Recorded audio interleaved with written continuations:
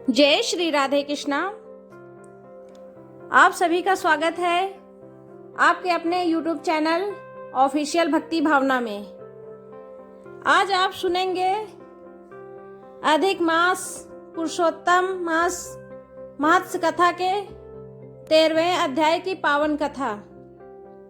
तो प्रेम से सभी लोग बोलिए विष्णु भगवान की जय, माता लक्ष्मी की जय, श्री राधा कृष्ण भगवान की जय, सर्व देवी देवताओं की जय। श्री नारायण बोले,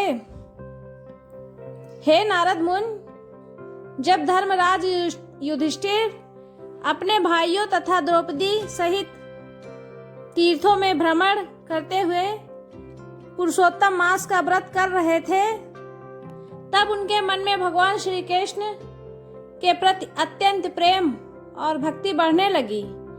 वे प्रतिदिन प्रातः काल उठकर स्नान करते, भगवान विष्णु का पूजन करते, दीप दान करते और ब्राह्मणों को दान देकर हरि नाम का कीर्तन करते। एक दिन भीमसेन ने युधिष्ठिर से कहा, हे भ्राताश्री, यह पुरुषोत्तम मास इतना महान क्यों कहा गया है? इसके व्रत और पूजन में मनुष्य को क्या फल प्राप्त होता है? तब धर्मराज युधिष्ठिर बोले, हे भीम, यह मास स्वयं भगवान श्री हरि को अत्यंत प्रिय है।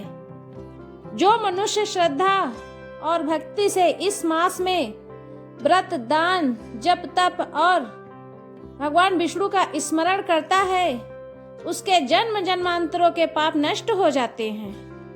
उसे इस लोक में सुख और अंत समय में भगवान के परम धाम की प्राप्ति होती है। इतना कहकर युधिष्ठिर ने एक प्राचीन कथा सुनाई। उन्होंने कहा, पूर्व काल में अवंती नगरी में एक अत्यंत निर्धन ब्राह्मण रहता था। वह सदाचारी तो था, किंतु दरिद्रता के कारण सदा दुखी रहता था।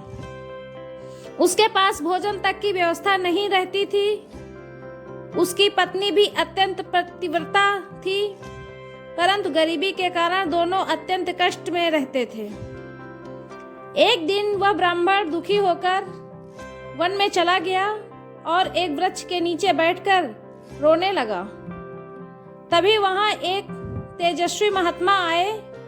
उन्होंने ब्राह्मण से पूछा, हे विप्र, तुम इतने दुखी क्यों हो? ब्राह्मण बोला, हे प्रभु, मैं निर्धन हूँ। मेरे पास न धन है न भोजन, परिवार भूखा रहता है। कृपया करके कोई ऐसा उपाय बतलाइए जिससे मेरा कल्याण हो जाए। तब उस महात्मा ने कहा, हे ब्राह्मण, शीघ्र ही पुरुषोत्तम मास आने वाला है। तुम श्रद्धा से भगवान श्री हरि का व्रत करो। तुम श्रद्धा से भगवान श्री हरि का व्रत करो। प्रतिदिन स्नान करके दीपदान करो। तुलसी के समीप भगवान का नाम जपो और अपनी शक्ति के अनुसार दान करो। भगवान अवश्य प्रसन्न होंगे। ब्राह्मण ने विनम्रता से कहा, हे मुनिवर, मेरे पास तो दान करने योग्य कुछ भी नहीं है। महात्मा बोले, हे विप्र, पुरुषोत्तम मास में सच्ची भक्ति ही सबसे बड़ा दान है। यदि कोई मनुष्य प्रेम से भगवान का स्मरण करता है तो श्री हरि उस पर अवश्य कृपा करते हैं। इतना कहकर वे महात्मा वहां से अंतर्ध्यान हो गए। ब्राह्मण घर लौटा और अपनी पत्नी सहित पुरुषोत्तम मास का व्रत करने लगा।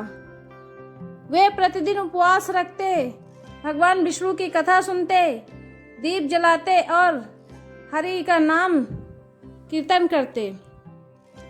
धीरे धीरे उनके घर का वातावरण बदलने लगा। जहाँ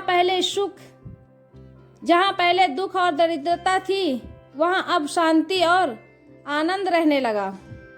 एक दिन नगर का राजा उस ब्राह्मण की भक्ति से अत्यंत प्रसन्न हुआ और उसने उसे धन, वस्त्र और रहने के लिए एक सुंदर घर प्रदान किया। ब्राह्मण ने उस धन का उपयोग धर्म कार्यों में किया। उसने अनेक भूखों को भोजन कराया, गौ सेवा की और भगवान का मंदिर बनवाया। समय बीतने लगा, पर जब उस ब्राह्मण का अंत समय आया, तब आकाश से दिव्य विमान उतरा। भगवान विष्णु के पार्षद उस ब्राह्मण को वैकुंठ धाम ले जाने लगे।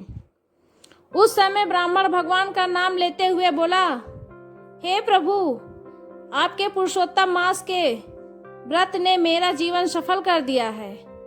मैं आपको बारंबार प्रणाम करता हूँ। श्री नारायण बोले, हे नारद, जो मनुष्य श्रद्धा और विश्वास से पुरुषोत्तम मास का व्रत करता है, भगवान स्वयं उसकी रक्षा करते हैं। उसके घर में सुख, शांति और समृद्धि का वास होता है।